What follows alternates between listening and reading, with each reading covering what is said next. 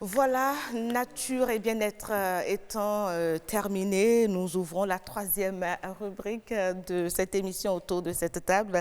C'est bel et bien Espère avec Monsieur Giro Popo Ola. Bonsoir. Bonsoir Madame Karamat. Alors nous parlons aujourd'hui de réunion d'affaires, de rendez-vous d'affaires, n'est-ce pas? Et de comment est-ce que, en tant qu'entrepreneur, en tant qu'individu, on peut maximiser ses chances, ses opportunités qui s'offrent à nous pour pouvoir donner un coup de pouce, booster notre entreprise. En tout cas, aujourd'hui, c'est ce dont rêvent tous les entrepreneurs. Tout le monde veut être pionnier dans son secteur, c'est très important. Je voudrais, avant toute chose, qu'on puisse définir le rendez-vous d'affaires. C'est quoi pour vous le rendez-vous d'affaires? Merci beaucoup Madame Karamat. Quand on prend un sujet aussi intéressant, on a l'habitude de mystifier un peu cet aspect des affaires et tout ça. Et dans l'inconscient collectif de certains, c'est peut-être des séances au cours desquelles sont ficelés des petits contrats, peut-être avec certaines personnes haut placées, etc. Mais il faut comprendre simplement, quand on rentre dans ce cadre-là, un rendez-vous d'affaires n'est rien d'autre qu'une séance au cours de laquelle une opportunité, quelqu'un portant une opportunité vient en face en fait, d'un individu qui potentiellement pourrait être intéressé par cette opportunité.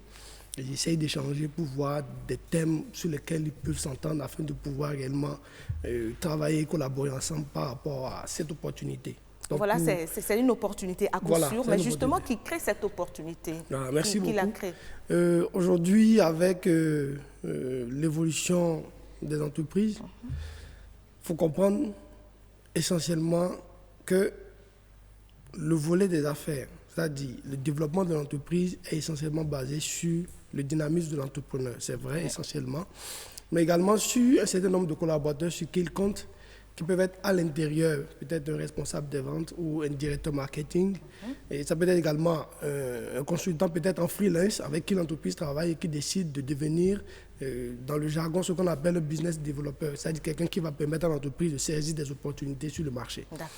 Et tout individu qui, d'une certaine manière, inspire entreprendre ou qui peut-être entreprend, a besoin d'une certaine manière d'avoir, je vais dire, cette qualité-là, de pouvoir aller à la rencontre de personnes afin de pouvoir saisir des opportunités sur le marché. Et selon vous, justement, combien de fois on doit pouvoir assister ou bien créer ces genres de rencontres d'affaires? Merci beaucoup. Je dirais tout le temps, et autant que peut se faire. Pourquoi? Parce que c'est là en fait que se trouve le nœud de l'entreprise. Et la pérennité de l'entreprise n'est rien d'autre garantie que par le fait de pouvoir vendre.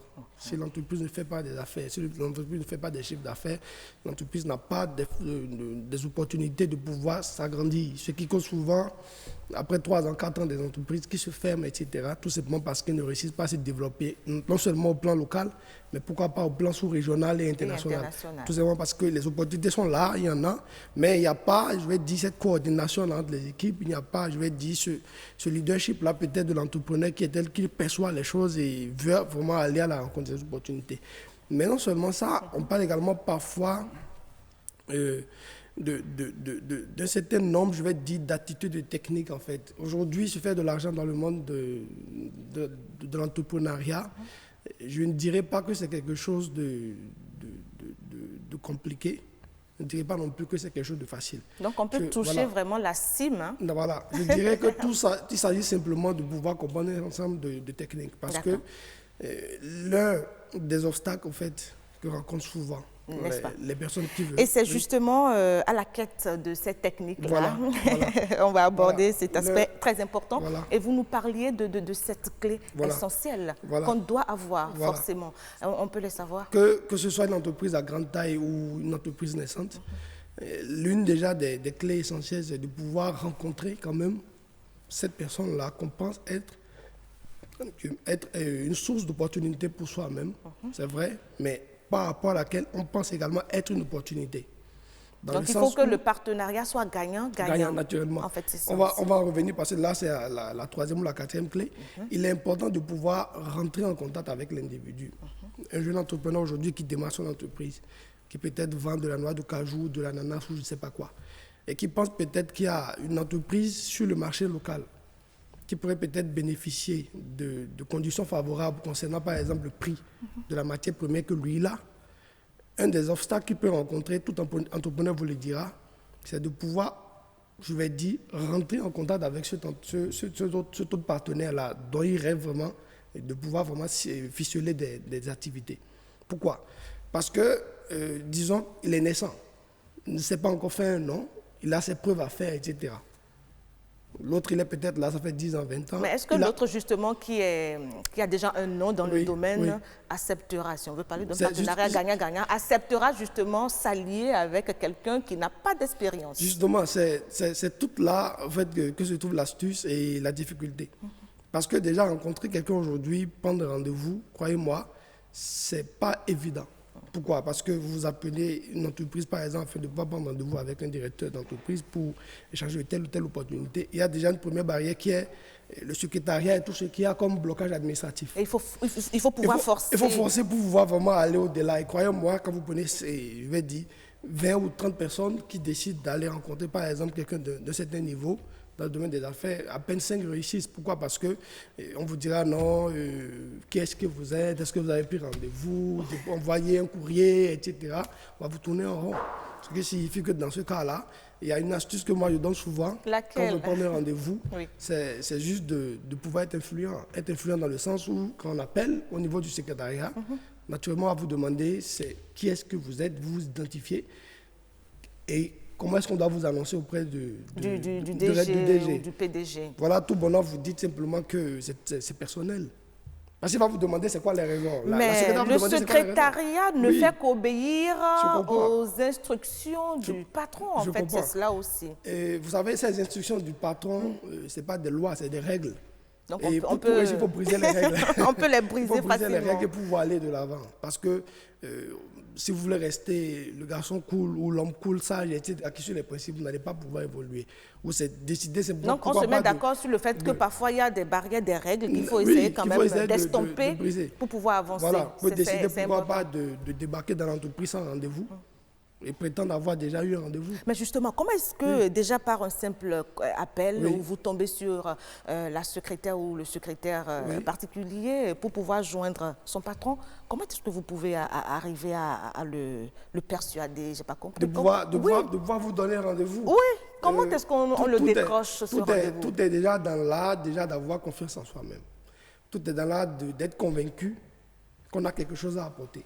Tout est dans l'art déjà d'être préparé mentalement à ce blocage qui vous attendra. Il faut d'un peu de tout. Voilà, parce que quand vous n'êtes pas préparé à ça, automatiquement, vous vous laissez persuader par cette secrétaire qui vous dit envoyez un courrier officiel, envoyez une demande de rendez-vous, envoyez, etc., etc. Elle le dira à 1000 personnes comme ça. D'accord. Un cas pratique, exemple.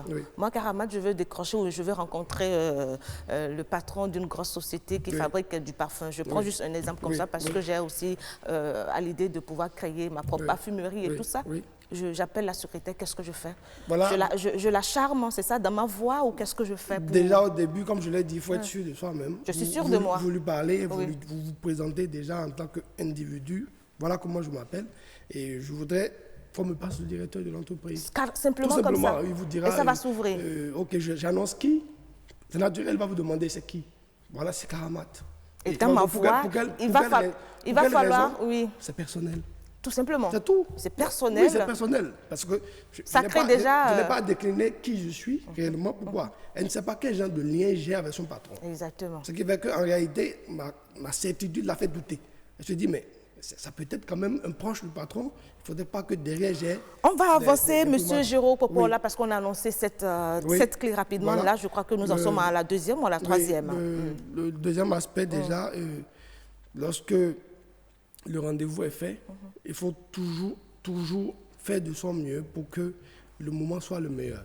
Parce que si vous réussissez à avoir un rendez-vous, vous voulez parler d'opportunités avec... il ne faut surtout pas rater. Il ne faut pas bégayer. Il ne faut pas bégayer. Voilà, faut pas, non, en fait, c'est essentiel. Pourquoi? Parce que l'entrepreneur, lui, il vous jauge, en fait. Il vous jauge. Il faut se préparer déjà physiquement, il faut se préparer mentalement. Et dans le speech aussi, hein, parce que c'est ça, il faut pouvoir... Non seulement le speech, mais il faut se mettre sur son 31, je vais dire. Carrément. Habillez-vous comme si c'était un rendez-vous de, je sais pas, avec une femme ou si c'était votre mariage. Ah, pourquoi avec une femme? Oui, soyez vraiment au top. C'est comme on dit, la chance n'a qu'un seul cheveu. Donc, Voilà. dès que cette opportunité se présente à vous, chers amis téléspectateurs, donnez-vous tous les moyens qu'il faut, tous pouvoir- les moyens du monde pour pouvoir saisir. cette opportunité. Voilà. Et On évolue. voir et jauger vraiment si c'est le meilleur moment d'aborder un tel sujet. C'est préférable même pour la première rencontre, pourquoi pas, de persuader le partenaire à faire notre rendez-vous. C'est-à-dire on fait juste 5 minutes, parce que je pense que le moment là n'est peut-être pas le moment pour la suite. Voilà, pour la suite. Sinon, il serait pressé, il va vous évacuer. D'accord. Également, autre aspect, Oui. c'est de pouvoir préparer, je dirais, dans le sens de l'opportunité, qu'est-ce que l'autre y gagne. Parce que nous avons, c'est très important que je puisse souligner ça, nous avons ce défaut-là souvent quand on est en quête d'opportunité, de chiffre d'affaires, on veut gagner de l'argent, on veut saisir un marché, on ne pense qu'à une seule chose, l'argent.